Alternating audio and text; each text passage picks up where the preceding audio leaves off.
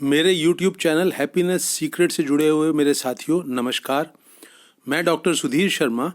आज आपके पास लेकर आया हूं अपना वीडियो नंबर 108, जिसका टॉपिक है आध्यात्मिक यात्रा से आपके जीवन में क्या बदल रहा है। दोस्तों, यहाँ पर कुछ पॉइंट्स मैं अभी से साफ कर देना चाहता हूँ। ये जो वीडियो है ये आपके गुरु या अपने आध्यात्मिक यात्रा कैसे शुरू करी, किस तरह से शुरू करी, क्या आप करते हैं, उससे ताल्लुक़ नहीं रखता है। ये किसी गुरु से तो बिल्कुल भी ताल्लुक़ नहीं रखता है कि आपके गुरु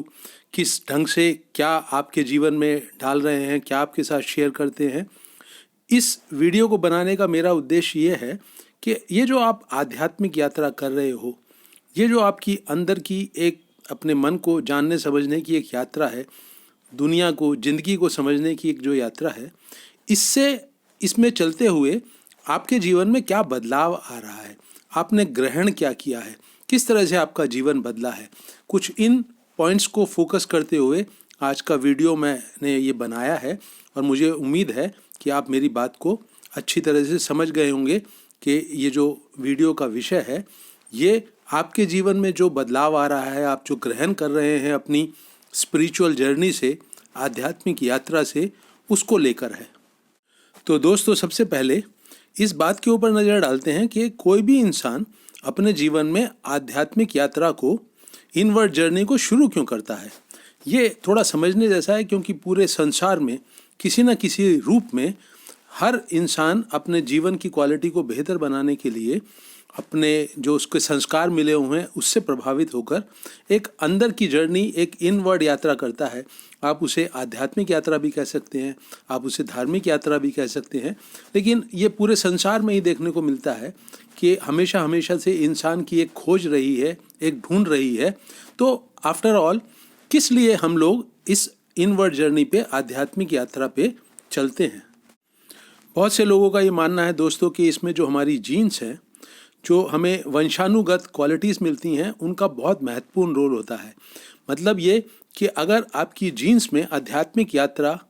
जो है, अगर वो उसका कुछ ना कुछ भंडार है, कुछ ना कुछ उसकी एसेंस है, तो आप अपनी ज़िंदगी में कुछ ना कुछ ऐसा तरीका ढूंढ लेंगे, ऐसे लोग ढूंढ लेंगे, ऐसा माहौल ढूंढ लेंगे जिसके के कारण आपकी आध्यात्मिक यात्रा शुरू हो जाती है। तो ये क्वालिटी कुछ जेनेटिक भी है, वंशानुगत भी है। दूसरा जो महत्वपूर्ण कारण हम लोगों के देखने में आता है वो ये है कि इंसान अपने भाग्य से अगर किसी तरह से असंतुष्ट है, अपने जीवन में उसके दुख है, परेशानियां हैं, चुनौतियां ऐसी है जिनसे कि अपनी लाख कोशिश करके भी वो पार नहीं पा रहा है, तो वो जो उसकी मन की बहुत ज़्यादा परेशानी है, दुख है, उनसे निकलने के लिए भी इंसान आध्यात्मिक यात्रा शुरू करता है। एक और बहुत इम्पॉर्टेंट फैक्टर ये है कि आपके मन में जो आपके डिज़ायर्स हैं, जो आपकी कामनाएं हैं, वासनाएं हैं, जो आपकी वांट्स हैं, ये सब भी आपको एक तरह से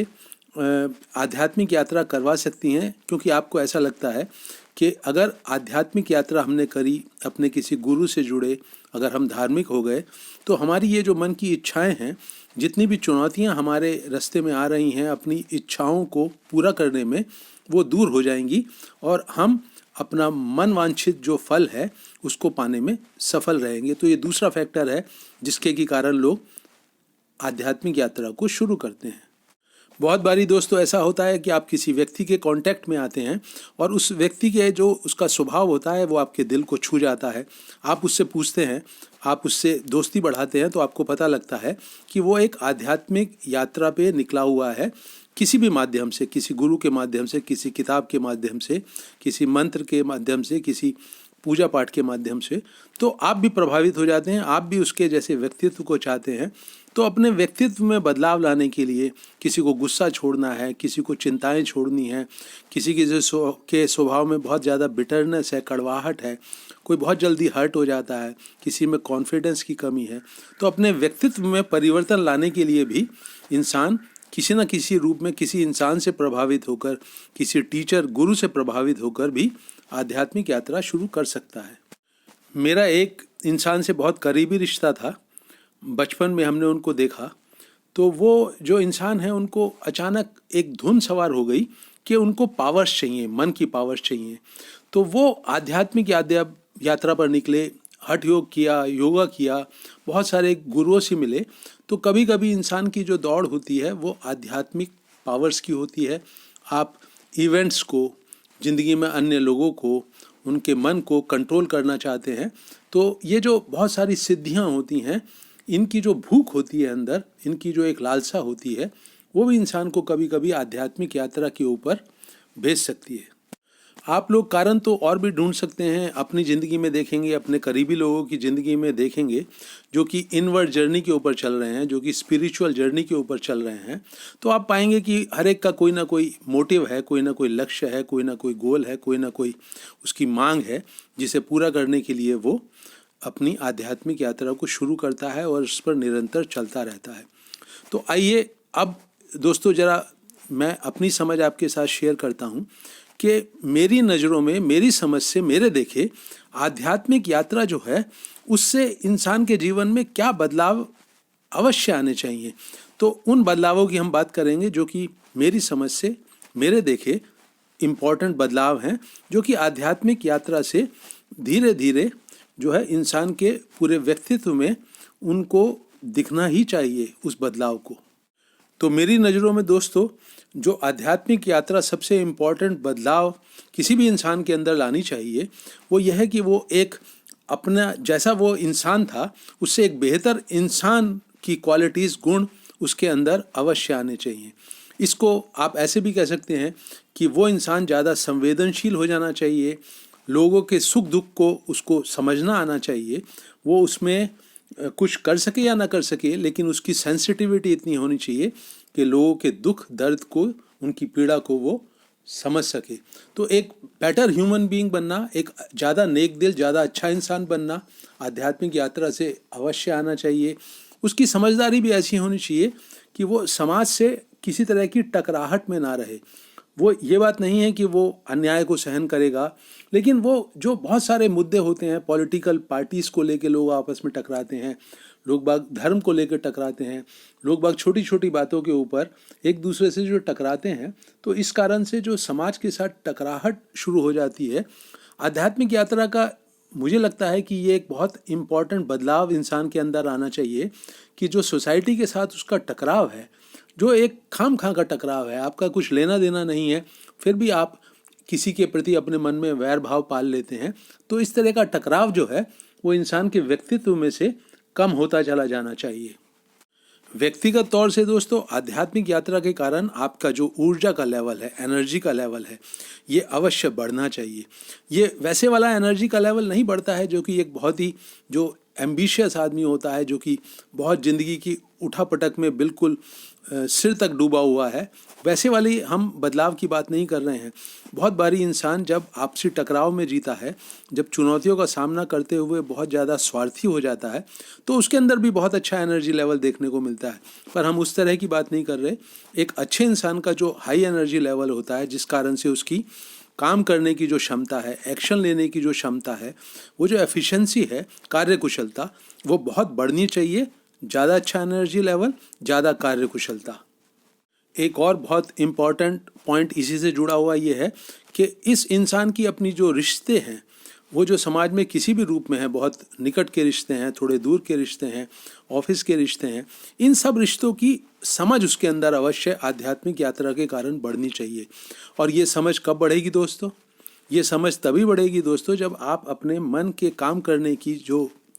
कार्य प्रणाली है उसको बहुत अच्छी तरह से समझने लगेंगे। आप मन के जो एक थपेड़े मारता हुआ हमको चलता है कि ये करो, वो करो, ये चाहिए मुझे, वो चाहिए वो मुझे, तो इस तरह की जो डिज़ायर्स हैं, सफरिंग हैं, हर्ट हैं, इंसल्ट्स हैं, इस तरह के जो बहुत सारे कन्फ्लिक्ट जीवन में पैदा होते हैं, उतार चढ़ाव पैदा होते रहते हैं और हमारे दिलो दिमाग को आंदोलित रखते हैं। तो ये जो मन के काम करने का एक तरीका है, इसकी एक बहुत गहरी समझ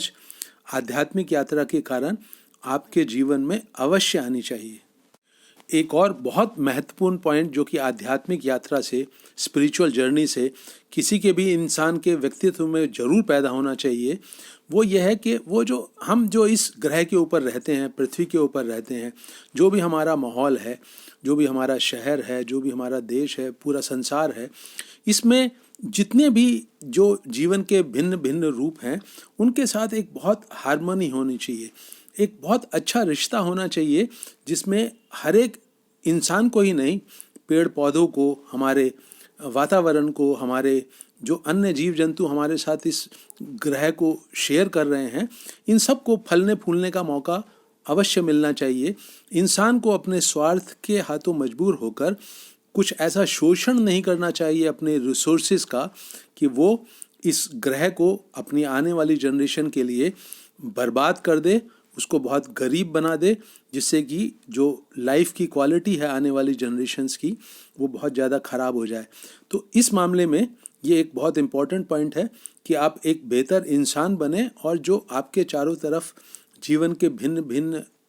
रूप हैं, आपका जो परिवेश है, आपका जो वातावरण है, उसके साथ आपका जो जीवन है वो बहुत ही अच्छे एक हार्मनी में आगे बढ़ता हो और आप अपने लिए ही नहीं, आने वाली जनरेशन के लिए भी एक बेहतर ग्रह को, एक बेहतर माहौल को छोड़कर जाएं, उसमें अपनी हिस्सेदारी अवश्य करें। कुल मिलाकर दोस्तों, अगर मैं ट्रेडिशनल भाषा का उपयोग करूं तो आप कह सकते हैं कि आपके जीवन में प्रेम का, करुणा का,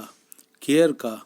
एक दूसरे के साथ अफेक्शन का, एक सेंस ऑफ रिस्पॉन्सिबिलिटी का विकास अवश्य होना चाहिए आपकी आध्यात्मिक यात्रा के कारण।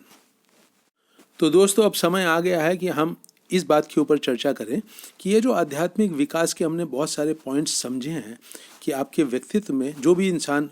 इनवर्ड जर्नी कर रहा है, स्पिरिचुअल जर्नी कर रहा है, उसके व्यक्तित्व में जो बदलाव आने हैं फिर वो आएंगे किस तरह से। तो आइए उन महत्वपूर्ण कारणों की, पॉइंट्स की, फैक्टर्स की थोड़ी सी समझ बढ़ाते हैं जिनके के कारण ये आध्यात्मिक यात्रा का विकास शुरू होता है। तो सबसे पहले दोस्तों, दो चेतावनियाँ आपके लिए। नंबर 1 ये कि हमारा जो मन है जब वो आध्यात्मिक यात्रा शुरू करता है तो वो एक भाषा सीख लेता है। वो जो सुनता है, जो वीडियो सुनता है, जो अपने गुरु को सुनता है, उस भाषा के वो रट्टे मार लेता है और उसी भाषा में वो बोलने लगता है, सवालों के जवाब उसको याद हो जाते हैं। तो ये जो है, ये बहुत बड़ी रुकावट है असली आध्यात्मिक यात्रा को करने की, जिसके के कारण आपका व्यक्तित्व बदलता है। तो इस झंझट में, इस ट्रैप में, इस जाल में बिल्कुल ना फंसें कि आप अपनी लैंग्वेज को, भाषा को ही बदलते चले जाएं। वो आध्यात्मिक यात्रा का उस भाषा से, वो जो आपने सीख ली है, रट ली है, उससे कोई लेना देना नहीं है। दूसरी चेतावनी दोस्तों मैं ये देना चाहता हूँ, थोड़ा सा आपको समझना होगा कि आप किसी की नकल करके, किसी को इमिटेट करके, किसी की नकल करके आप आध्यात्मिक यात्रा को नहीं कर सकते हैं। आध्यात्मिक यात्रा में अगर आपने किसी की नकल करी तो आप उसकी कार्बन कॉपी बन के रह जाएंगे। वो जो आपको कह रहा है कि आपको मिलेगा वो शायद आपको मिल भी जाए, लेकिन जीवन जो है ना दोस्तों, वो एक बहुत जिंदा चीज़ है। उससे आप किसी और के बताए हुए सिस्टम पे चल के, किसी और के बताए हुए तरीके पे चल के आप जीवन का जो एक जिंदापन है, जो उसकी एक बहुत फ्रेशनेस है, वो जो उसकी एक ताजगी है, वो जो एक उसके अंदर करंट दौड़ता है जिंदगी का, आप उससे कभी नहीं जुड़ सकते। तो दूसरी चेतावनी दोस्तों मेरी यही है कि नकल ना करें, इमिटेशन ना करें। अगर आप दूसरे दर्जे के इंसान बन गए, सेकंड हैंड इंसान बन गए, तो आप कभी भी आध्यात्मिक यात्रा से वो फ़ायदा नहीं उठा पाएंगे जो कि आध्यात्मिक यात्रा किसी भी समझदार इंसान को दे सकती है और ज़रूर देनी चाहिए। आध्यात्मिक यात्रा का दोस्तों मेरा सीधा सीधा जो मैं मतलब देता हूँ, जो अर्थ देता हूँ, ये है कि अपने भीतर झांकिए, बहुत अलर्ट होकर, बहुत सजग होकर, बहुत होश से भरकर,